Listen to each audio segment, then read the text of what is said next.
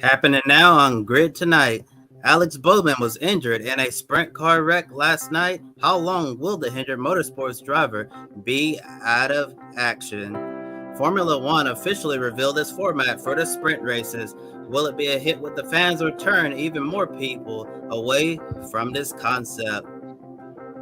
The changes are coming at AlphaTauri. Is this a long overdue move given the information that spilled over into the public about the team's engineers?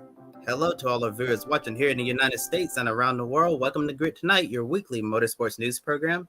I'm Kobe Lambert from the Podium Finish. With me is Joshua Birch and Matt White from Grid Endurance Performance Index. We encourage all of our viewers tonight to comment in the chat below and ask any questions you may have throughout this hour. Now here's Josh with our top story this evening.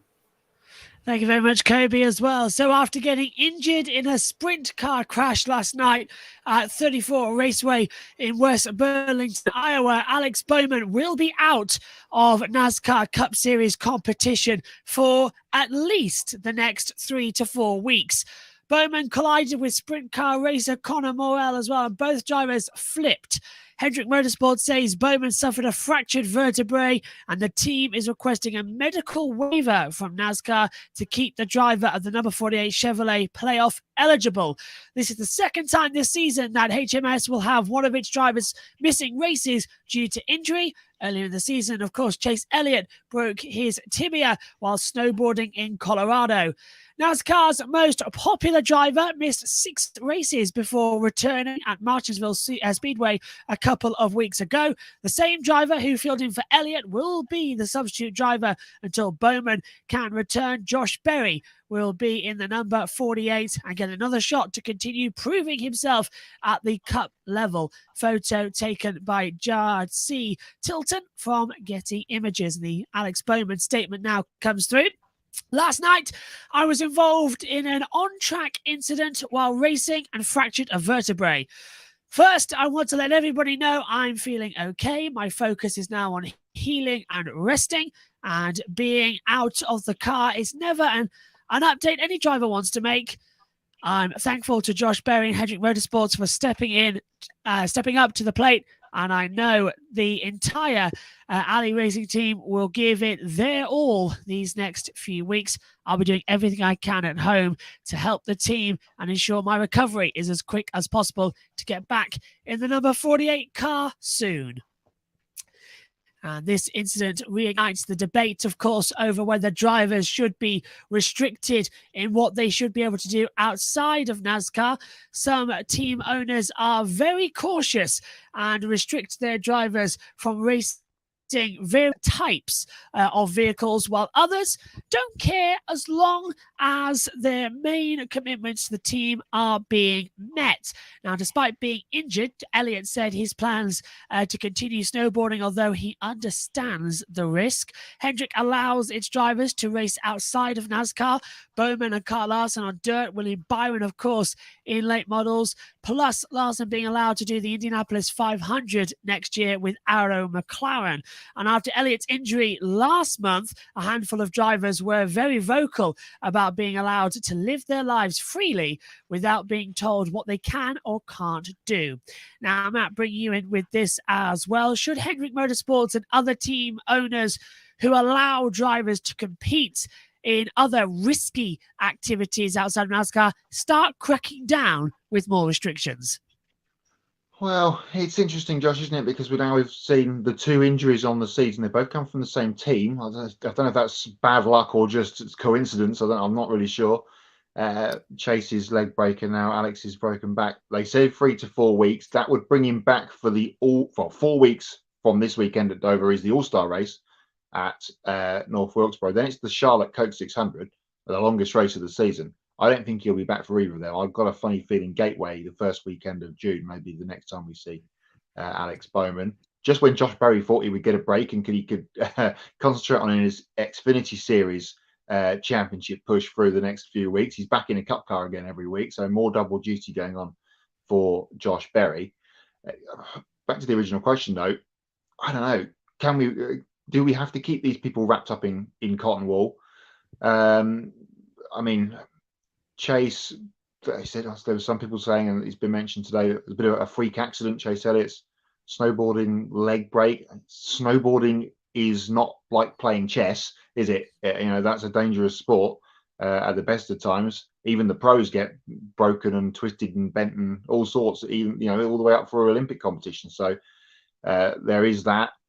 Bowman, of course, I don't know. He's dabbling with this dirt stuff and sprint cars and things. It's just kind of unfortunate that he got injured last night.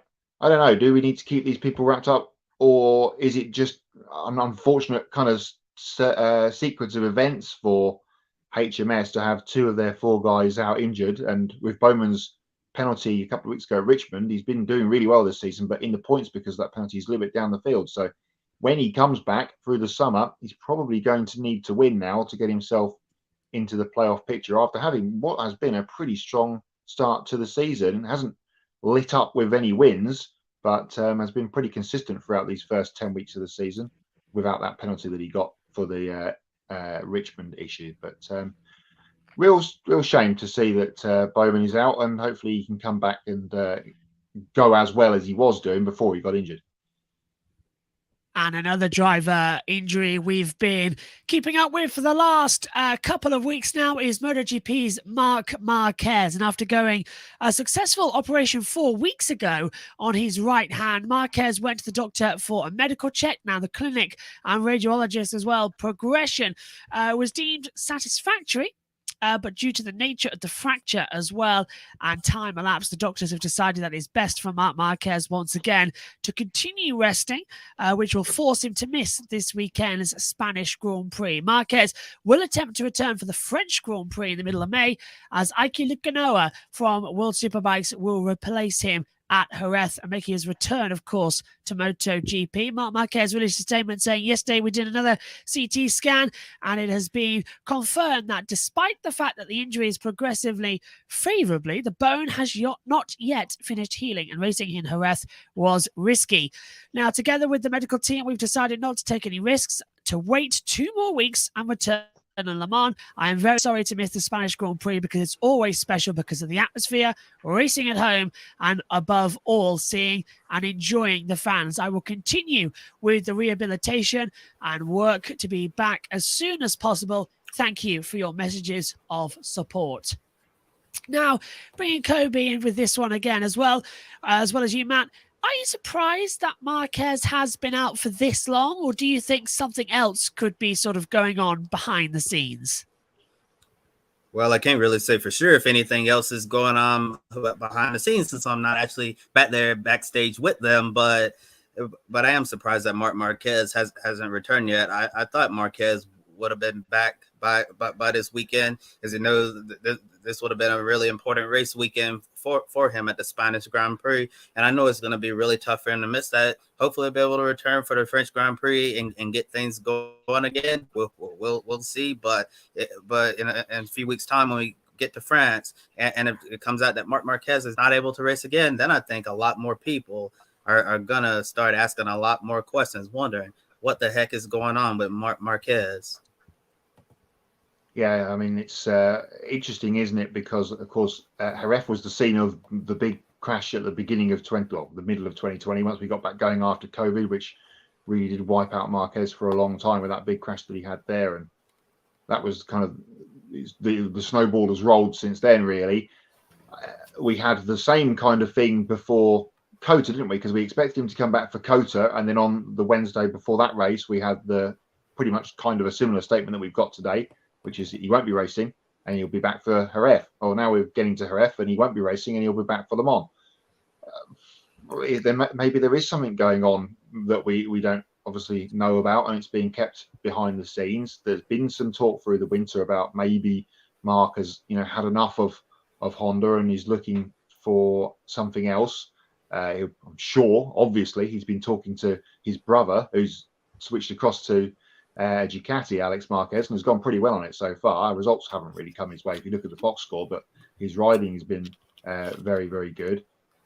So maybe there's rumblings in the background. The penalty thing is still ongoing for the penalty that he never got to take after the Portimao crash at the beginning of the season. So maybe there is some Marquez news spiraling away in the background that will, I'm sure, will come out at some stage. But if he is still injured, let's hope that he is back for France. It's a much less demanding track potentially on the riders, especially if it's wet, and we always get some weather at Le Mans, as the saying goes. It always rains at Le Mans, not just for the 24-hour, but for MotoGP as well. So interesting to see what happens there. Good to see Ika Lecuona, though, getting another run. He's been in World Superbike for the last couple of years on the factory Honda over there. So good to see him getting a run on the Repsol bike. It'll be interesting to see how he goes up against Juan Mir, who is obviously new to the team as well. Absolutely. And we've got a comment here from Adam as well saying, love the background, Josh. Hope you got something prepared for the Miami Grand Prix next weekend. Oh, I do indeed. And I can't wait for you to join me in the box, Adam. But if I look behind me, all I see is a green screen. So that's what part of the new joy. In fact, I'm going to spoil the illusion just a little bit here by pressing button 4. But it's going to look black at the moment. But that is the green screen setup because it's got all the things. So I'm standing in front of the green screen. The normal flags are behind. And then you're seeing this. But the problem is, this is the problem with green screen. I'll show you the live technology bit behind the scenes. If I stand further back, put my arm up, look, you can see the shadow and I go out of shot a little bit. My arm disappears. So there's now a tape marker on the floor of the commentary box where I have to stand perfectly in order to get the view. But I'm loving it. And this shot here, by the way, my thanks to Natalie Pinkham, because this is an actual shot she took last year of the track from the top of the Husa Bar that looks over. There's the Hilton, but this is an actual shot from an actual balcony, so it works for the weekend as well. I've been filming all my links to this for the shows tomorrow, and this will be up for the preview and the review. But hopefully, once we can get it up permanently in the commentary box, we'll have it for the race previews as well and the grid shows as well that I'm on, and then we can just sort of push it behind the main flags when we have to do the commentary. But it's a lot of fun. I'm enjoying it a lot. So don't worry, there's a lot of images I've got coming up, and I've got a really great one for 500 I found, so you're going to enjoy that one well from the Pagoda. Okay, so MotoGP story as well, because this morning as well, we got the news that due to ongoing homologation works happening at the circuit and current global operation challenges, this year's Kazakhstan Grand Prix has been cancelled. MotoGP says they are looking forward to visiting the so-called international racetrack in 2024, and this event will not be replaced on the calendar, so the 2023 MotoGP season will only have 20 race weekends. That means we're down as well to 40 races in total. The graphic courtesy there of MotoGP. Matt, just going to bring you in quickly because I did see your tweet on this one as well, saying that it was a bit inevitable as well. We've seen this before, of course, from MotoGP with the Finnish Grand Prix. They seem to build tracks and then never really have any racing on them. Yeah, the Kimi ring has been touted around for the last couple of years, and through COVID and other weather factors in Finland, it never happened. We were supposed to go to Brazil a couple of years ago. That didn't happen. Hungary's been talked about. Kazakhstan on this year's calendar now gone, which means we've got a month's gap pretty much in the summer, which is great for all the teams, especially, as you said, now with all these double the amount of races pretty much. Expect, who knows, but expect the Indian Grand Prix to probably fall over at some point as well. Yeah. That's great for me because that clashed with the Japanese Grand Prix. Kazakhstan clashed with Formula 2 and Formula 3 at Silverstone. So now I've got an unaffected weekend. So I'm happy with that. Excellent. Okay, staying with... Yeah, that is fun, isn't it? Staying with Formula 1 as well for our second story this evening. And it requires the track behind me as well because Formula 1 has unveiled its new sprint race format ahead of this weekend's Azerbaijan Grand Prix in Baku.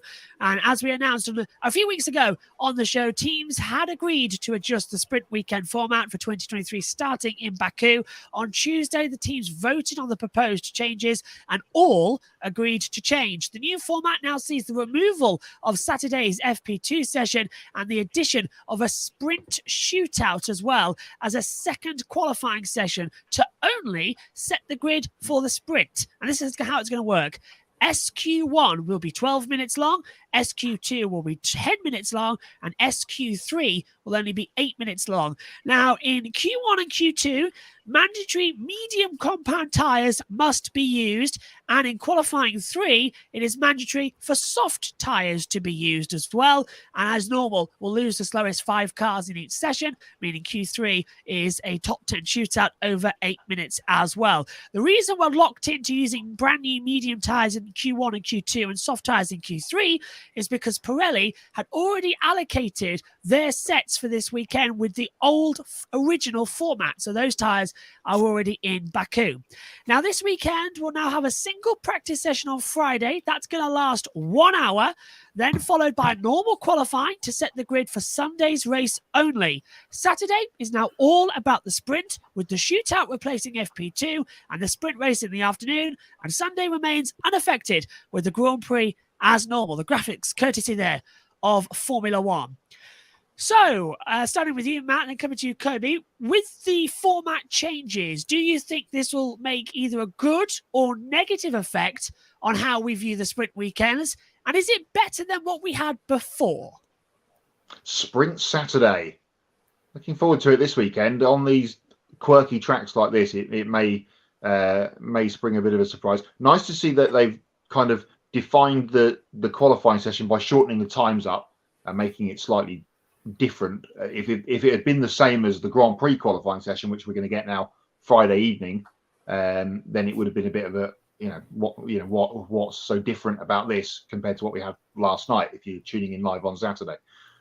So I don't know. Who knows what's going to happen? Of course, I'm not sure if I'm on the fence or not about these sprint races. Some of them have been so far pretty dull. Brazil a couple of years ago was great. I don't really know still where I stand on this, but it's all content, isn't it? We're going to have, especially with, I'm not sure if there is a sprint weekend. Josh, you'll probably be more knowledgeable about this. If there's a sprint weekend where we've also got F3 and F2, because we're just going to have the races coming out of our ears all weekend, especially when you mix in Porsche Super Cup into that as well. Sure. So we're going to have races coming out of our ears on those weekends. It's going to be busy. I don't know. Let's see how this weekend goes. I don't want to pass comment without seeing it, really. Yeah, for sure. It's certainly going to be interesting to see how the sprint. Go ahead, Josh. I was going to say we haven't got F3, but we have got the F2s in and the Porsches. And then on one of the weekends where we've got the sprint in Austria, as you say, we have got F3, F2, F1. So it's going to be a very, very busy Saturday, as I'm starting to glitch. Yeah. Internet's kind of spotty over here as well, but yeah, it's certainly going to be quite a busy Saturday for Formula One with these Saturday sprints. I'm still not really in favor of having the sprint races, but I can at least give them credit for trying something new, trying to make it somewhat exciting, like we're going to get something out of it in regards to qualifying for the sprints. I will say it would be nice if they could have done one shot qualifying. That would have certainly been a lot of fun. Imagine Max Verstappen locks up, makes a mistake, and all of a sudden, the guy who you think is going to win the sprint race is going to have to come from 20th on the grid. I think it would be really exciting to see the fastest car to try to go through the entire grid to see how far he can make it up through there. So I'm going to be taking a wait and see approach to see how the new sprint race format is working. Now, it's also worth mentioning that with the new qualifying format as well being added to the 6 sprint weekends, the FIA and the teams have agreed on an extension to the maximum allowed internal combustion engines, turbochargers, MGUH and MGUK units as well, from 3 to 4 per driver per season as well. And Matt, coming with you as well, this is these rule changes and now the extension of allowed parts. Have we opened a Pandora's box when it comes to the teams getting rule changes mid-season? And what damages could that bring to the FIA's running of the sport? Yeah, it's interesting, isn't it? Is it for safety measures? Is it for the show? Is it for, whatever else? I think we're still going to get into a position at the back end of the year, COTA, Brazil, that kind of period where people are going to end up still taking pit lane starts and such like for engine penalties like we kind of used to from the last few years. But nice to see that it has been bumped up. The teams that can make their equipment last longer will obviously benefit from that.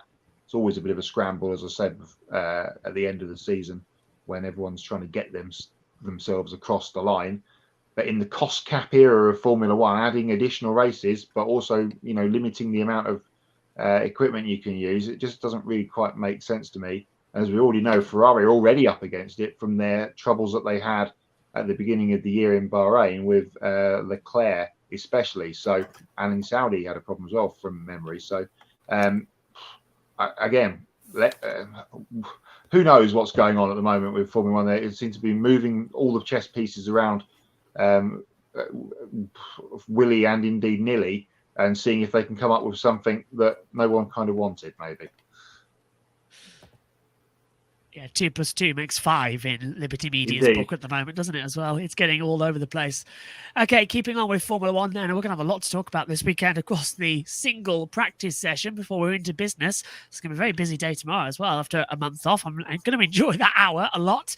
At the end of the 2023 season, Franz Tost will step down as team principal of AlphaTauri with the goal of securing long-term stability and ensuring continuity. The AlphaTauri senior management structure will be getting a complete overhaul. Former FIA executive Peter Bayer will join the team as the chief executive officer later this year, and after Tost departs, he'll be replaced as team principal by Laurent Mekies, who is currently the sporting director at Ferrari.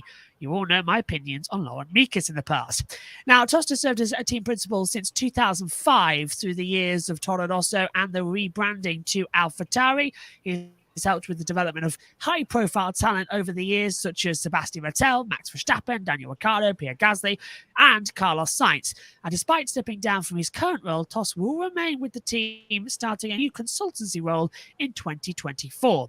And after Laurent Mekies probably fails at it, he'll probably be back for 2025. Now, it comes after tensions have gotten higher inside AlphaTauri after Tost publicly admitted that he lost trust in his team's engineers, and the photo courtesy there of AlphaTauri.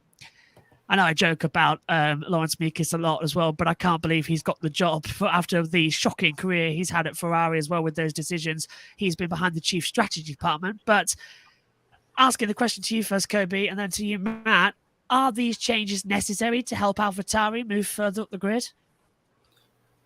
Well, after Tost's comments about losing faith in his engineers, I'm actually not surprised that they're making a change here. It's never good when you're airing your dirty laundry like that in the public through the media for everybody to see. And I know Franz Tost he's had quite a career at AlphaTauri through, as you mentioned, all those great drivers he's helped develop through the Red Bull junior program and all of that.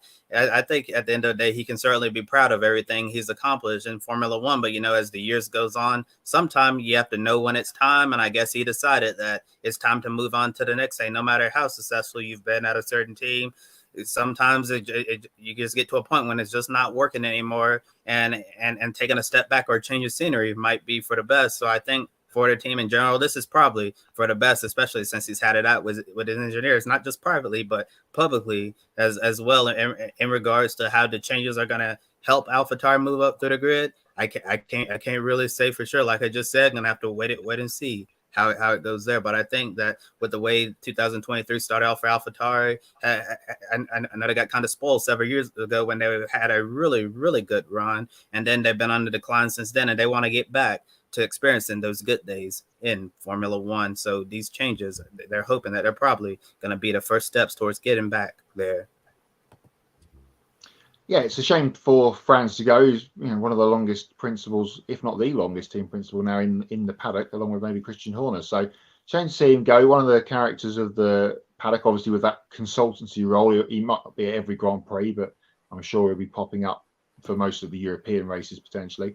Maybe this is a kind of fallout from the passing of Dietrich Mateschitz. Of course, he was placed there by Dietrich back in the day, and this is a bit of the shuffling going on within the AlphaTauri more chess pieces, as we mentioned before, more chess pieces being moved around this time within the Red Bull F1 program and the junior team as well. But interesting to see what happens next year with Mr. Meekes coming across there from Ferrari. Question? Oh, I'm going to say that it's not going to be that good because I think Lawrence Meekes, I saw a wonderful tweet earlier on today when the news broke. It says, well, for the man who's been trying to get fired from Ferrari for the past 2 seasons, so he can go back to AlphaTauri, it's quite good. I don't know. I can't understand why this is going on. I can't understand Lawrence Meekes because, in my opinion, after the shocking year Ferrari had year, that was also a large part of it was down to the strategy department, which he runs and he has the key say in every. He still had a job this year, and Ferrari continue making bad strategy calls, and now he's got the team principal role. It doesn't make sense. It doesn't feel earned, like with James Vowles, which felt completely earned because he was with Mercedes for a long time. He watched the team grow. Here, this doesn't feel like it's been earned, and I don't know. It's a bitter pill. It's a bitter pill to swallow. And personally, I don't think Ferrari are going to be too happy either. And I wouldn't be surprised if he's put on gardening leave quite soon by Fred Vasseur. But I don't know if anyone else wants to take that as well. But that was a question you threw back to me, just because I think, Matt, you know exactly how I've about Lawrence Meekes in the past. Well, I just like talking about Ferrari strategy and saying question at the end. That's a point. Yeah, if I can get my green screen to go back, I'll just start kicking the bottom where Ferrari is round about here as well and say, come on, do something. Okay, well, I'm going to throw it back to you now, Matt, since you threw back to me, because you've got the latest from the agreed EPI update. Yeah, busy weekend for the Endurance Performance Index this past weekend. We had 3 races, well, maybe 4 races if you include it, because we had 2 races at the Nürburgring at the weekend. It was the qualifying races for the Nürburgring 24 hours, which comes up in a couple of months' time.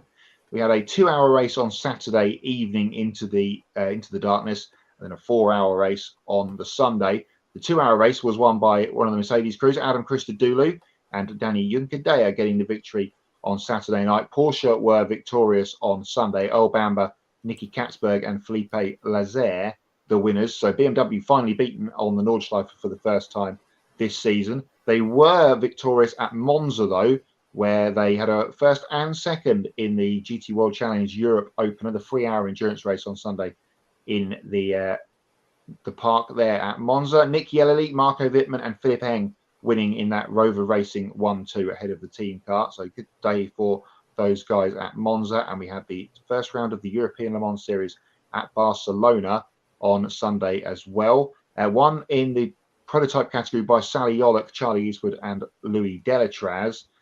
We reported on Sunday night that there had been LMP3 winners, but that has changed because there was a penalty after the result. So Adrian Schiller, Marcus Sieber and Alejandro Garcia were the winners in LMP3 after a penalty. And in GTE, a win for the American coined team. Ryan Hardwick and Zachary Robichon, we know them from IMSA. They were winners along with Alessio Picariello in GTE. So that is how the week 3 standings look. Brendan Hartley is still top, and Sally Yollock, the winner there at Barcelona in LMP2 ELMS, is second. He was the leader from week 1, so he stays second. Neil Verhagen, Ben Barnicoat, who was second last week, has dropped to 4th, along with his teammate Jack Hawksworth. They were the 2 Lexus guys in IMSA together. They were in separate cars at Barcelona and had differing results, so they've now split themselves apart and have dropped to 4th and 10th. Big weekend to come this weekend. On Saturday, that's Saturday, don't forget, it's the 3rd round of the World Endurance Championship at Spa-Francorchamps, another 6-hour race.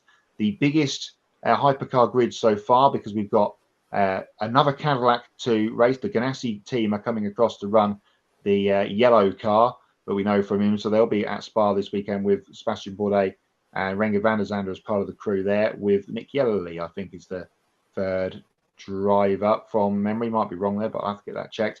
And we've also got the first of the customer Porsches running for Team Jota. So that'll be an interesting watch. And also this weekend, GT World Challenge moves on in America there at New Orleans, at the NOLA racetrack down there, and in Australia, supporting supercars, which we'll do pick a winner for in the not too distant future here on the show. We've got 2 more rounds of the Australian GT World Challenge Europe at Perth as well. So 5 more scoring races to come your way this week. And as ever, we'll update the standings on next week's show. Thanks, Matt. Next, more motorsports news from around the world. SRX releases broadcast lineup for ESPN Thursday Night Thunder. Alan Bestwick will return as the play-by-play broadcaster, Matt Yoakum as lead pit road reporter for all 6 SRX races. Joey Logano will be the lead analyst for 3 races at Stafford Motor Speedway, Berlin Raceway, and Eldora Speedway. Connor Daly's in the booth for 2 races at Motor Mile Speedway and Lucas Oil Speedway. Then Darrell Waltrip makes his broadcasting return at Thunder Road Speedbowl. We'll certainly hear boogity, boogity, boogity for the first time on an SRX broadcast, graphic courtesy of SRX. Longtime gentleman driver and businessman Paul Dalla Lana has decided to retire from motorsports effective immediately. Dalla Lana is hanging up the helmet to give his full focus to his business commitments away from the track. He ran the first 2 races of the 2023 FIA World Endurance Championship season in the GTM category with co-drivers Nicky Tim and Axel Jeffries until he came to the conclusion that he no longer had the time required to fully prepare for competition at an elite level. Dalla Lana leaves behind an impressive record as the most successful amateur driver in WC history. 17 class victories places him 4th on the all-time list of winners behind Sebastian Buemi, Brendan Hartley, and Pedro Lamy. Photo courtesy of Aston Martin Racing. With Dalla Lana stepping away from competition, this means the Northwest AMR Aston Martin GTM program is also coming to an end. Replacing them on the year will be IMSA GTD champions, the hard race, and the team will make his WC debut in this weekend, 6 hours of Spa. Ian James, Alex Riberas, and Daniel Mancinelli will complete the driver lineup. Red Bull Ampol Racing has signed 3-time Supercars champion Shane Van Gisbergen to a multi-year contract extension. And as you can see right here, SVG has put out a statement saying that extending with Red Bull Ampol Racing was a no-brainer for me. It's certainly excited to continue with the best team in the pit lane, and I'm stoked to be able to stay. I've never been happier at this team. The coolest moment for me, and one that really solidified my decision, was the team repairing my car after I had that shunt at the Australian Grand Prix Melbourne 400. Everyone's stuck in to help each other get the number 97 fix, even though we missed the next practice session. To come out and put the car in the pole and qualifying was amazing. Seeing how much that meant to everyone was a special moment. And then to win the race was unreal. It's such a fantastic team environment at the moment, and we have a great crew that I love working with. The best thing about our sport is that it's always evolving. All of these challenges we've had with the new cars will hopefully work themselves out as we keep updating the cars over the next few events. That's always something to learn and always things to keep getting better at. It's those challenges that keep it fresh, and working with this team to understand those challenges and make the cars better is what I really enjoy. I want to thank the team, our partners, and our fans for their support. Triple Eight is a cool place to be a part of, and I'm looking forward to the future. So with that, I think the Repco Supercars competition needs to be very worried, because the best driver is going to be staying with the best team for the foreseeable future. So we're still going to be living in that Shane Van Gisbergen world. Porsche has officially delivered its first 963 LMDH prototypes.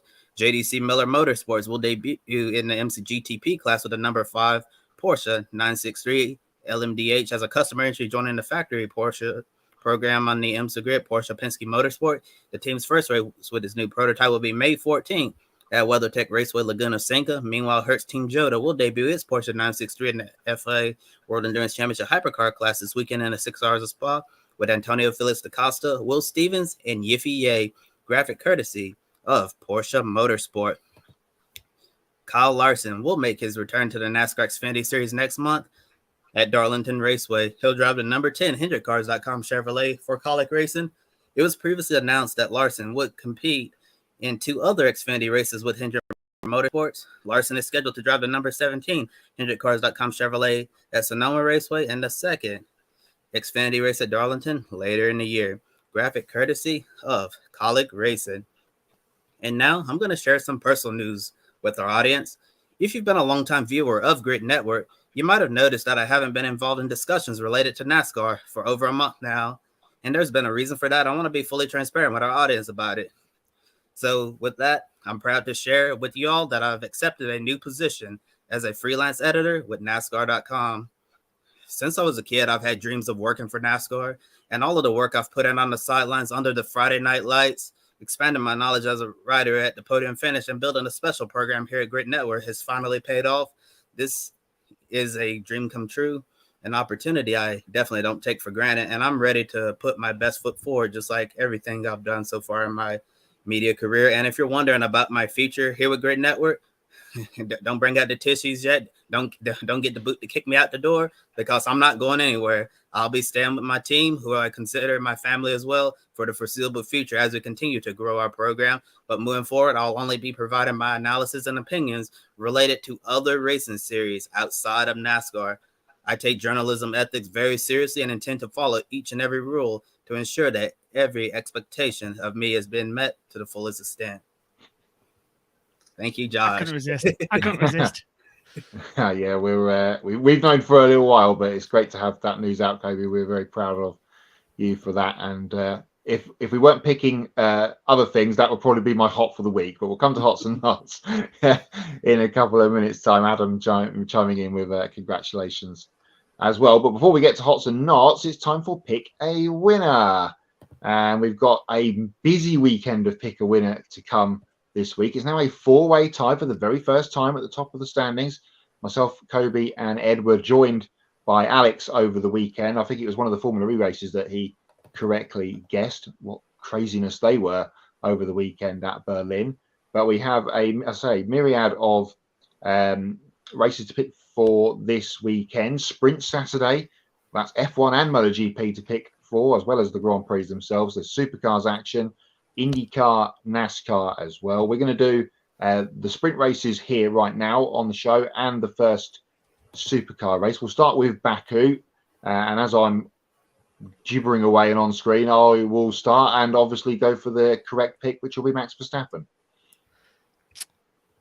You know, I think you're correct. I think I too will go with Max Verstappen. I don't know why. I think I've got a good feeling about the young man as well here in Baku. I mean, what could possibly go wrong at 200-mile-an-hour down a long straightaway towards turn number one roundabout here? Don't know. No idea.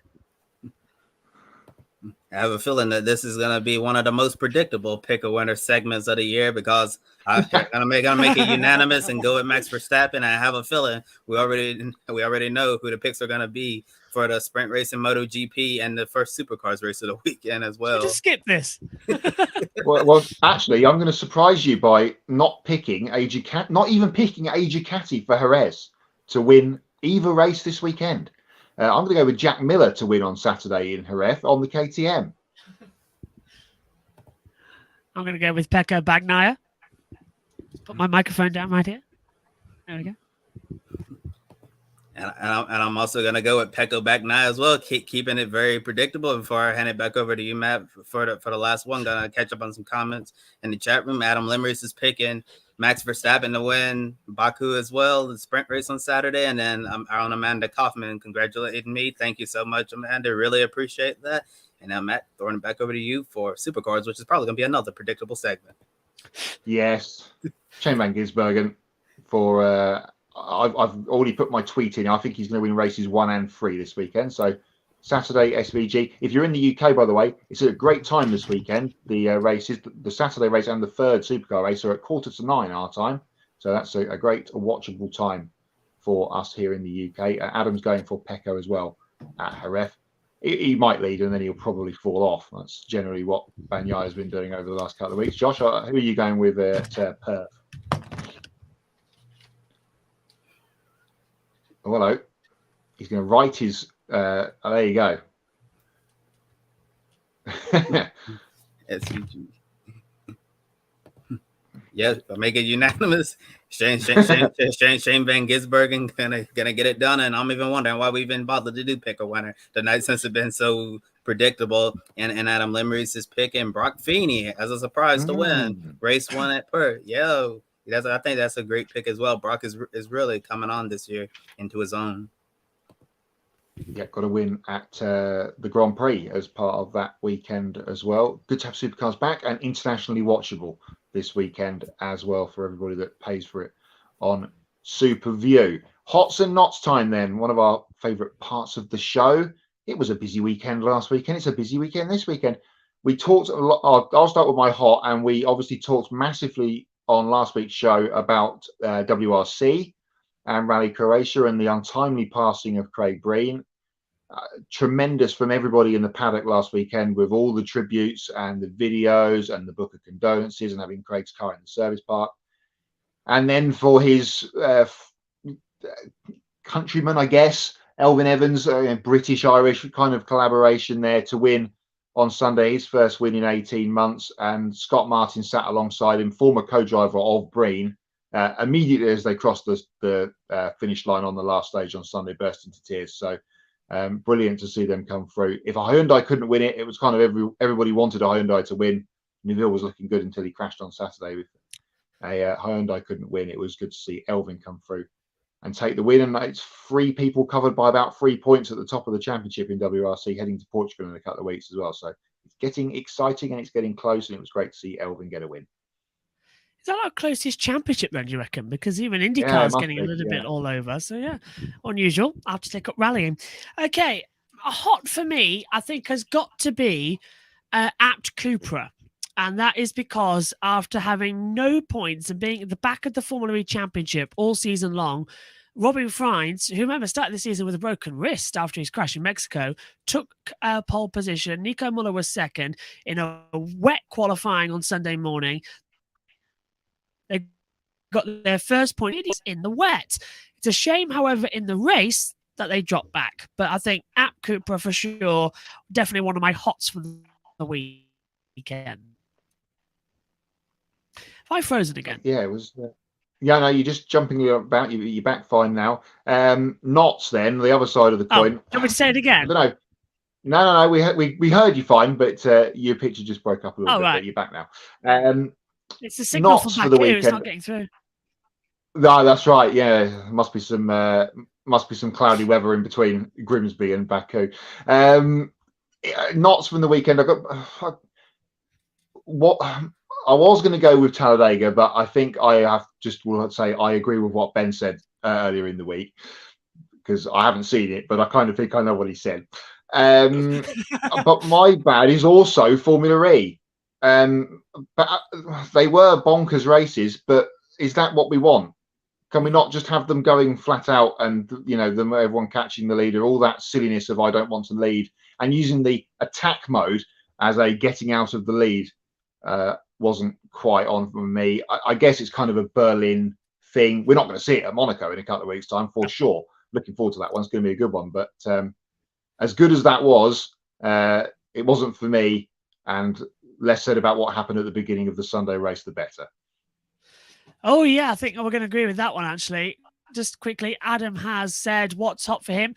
USON's 200th NASCAR broadcast at Talladega as well. Congratulations, guys, on that one as well. Fantastic coverage. I was listening to you boys up there as well. What's not the scary accidents we saw in the Xfinity Series at Talladega. I think we're all agreeing with that one, aren't we? Yeah. Also picked Brock Feeney for race 1 at Perth. That's a good call. But yeah, in terms of my not for the weekend, Matt, I'm going to have to go with the ridiculous rules on overtime once again. I actually think I'm going to stick with Bubba Wallace, because I think it's a driver that we've stood up and down with, haven't we, on Grid Network as well. Sometimes we are always behind him. We think he's he's a great, but sometimes he just demonstrates that little bit of lacking of skill as well. Just that little bit of over the top. We saw it last year. We've seen it again this year. I think he needs to sort of get spatial awareness back. It's something he had in his early career. Now he's lost it again, and he's a bit too up and down. So I think Bubba Wallace and the entire ending of that race at Talladega is sort of my not for this week, because it's quite a. It was very big of a mess, to be fair. Yeah, much metal bent for no real good reason at all. After 2.5 to 3 hours of going around in circles, not doing much before that. So that's hots and nots. More of it next week on the show, because, as I said, we've got a massively busy weekend. So there's going to be plenty to talk about on the show, hopefully next week, and we'll bring you our review of it in the hots and nots section next week. It's going to be a busy weekend. We might have even an hour show next week, making me even a bit more because of everything that's going to happen over the week. It's going to be very, very busy as everything kicks back up into gear. And to look at our schedule as well coming week, Friday morning at 9 a.m. Eastern, Women in Motorsports as well. Saturday, noon Eastern, Grid Live pre-race show. Sunday, Grid Live wrap-up 90 minutes after the NASCAR Cup Series race at Dover Motor Speedway. And Monday, 7 p.m. Eastern, Grid Live Encore, a full recap of ARCA East, Xfinity at Dover, IndyCar NXT at Barber, and more. Of course, we've got Formula 2 in Baku as well. Now, please do subscribe to our YouTube channel as well. Thank you for helping us reach the milestone of 600 subscribers. Now help us reach our new goal of 700 subscribers on the road to 1,000. And don't forget to hit the bell icon as well to get notifications, and follow all our social media platforms and visit gridranking.com. Take 5 minutes to invest in the Grid Network through Patreon. As well, join Colin, Mark, Michelle, Robin, and David in investing each month in the Grid Network. And we encourage you to join the amazing group of people who keep us on the air.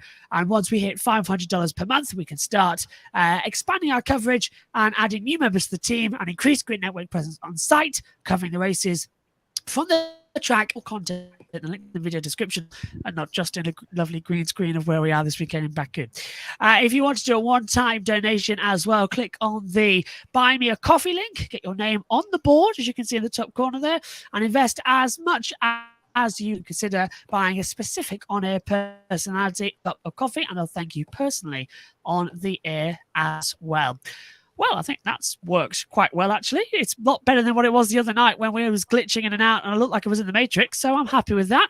Next week, I will be in a yacht as well. Have I given it away where I am from Miami? Oh, well, never mind. Okay, so for... Yeah. Well, it's got real water, but I've got a nice little setup ready as well. I can't wait to show you. I've been getting images all over where I'm going to be as well. Silverstone is really nice as well. Indy 500 is at the top of the pagoda, and I've got a special place lined up as well for the Le Mans 24-hour race as well. So I've got it all sorted out, boys. It's going to be fun. For Kobe Lambeth at the podium finish, should I add NASCAR to that as well now? That's something we should adjust in the script. As well, and Matt White from Grid EPR. I'm Joshua Birch. Thank you for watching. We'll see you next time. Congratulations, Kobe. Thank you. Thank you for watching us right here on YouTube. Be sure to subscribe and check out some of our other videos, including Life on the Grid, where we interview folks from the motorsports industry. Thank you for watching. We'll see you next time.